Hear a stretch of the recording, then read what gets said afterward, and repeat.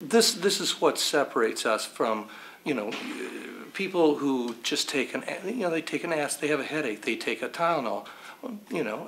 2 hours from now, they're fine, they move on. Someone with a chronic illness doesn't walk away from that illness. We live with that the rest of our lives. We deal with that the rest of our lives. I've often said it before with people I've interviewed before.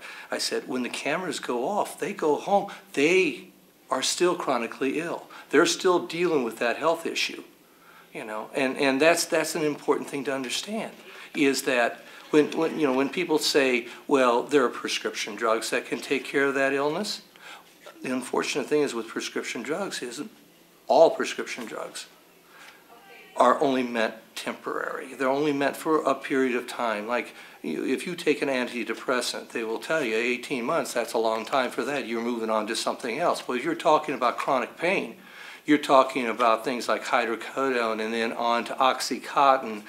Well, that's the end of the road, folks. You cannot live forever on Oxycontin. The effects on your body, the side effects on your body are devastating to things like your liver, which you need very badly.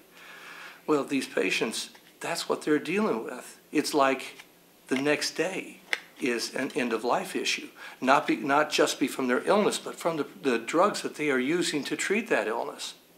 They're not looking at longevity because of the treatment. Cannabis is a treatment they can take for an extended time. We have people 30 years using cannabis, 40 years living cannabis.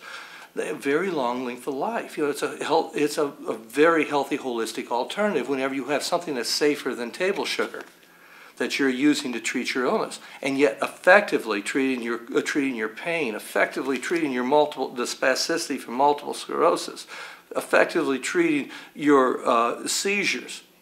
I have patients who prior to cannabis regularly suffered tonic, colonic migraines.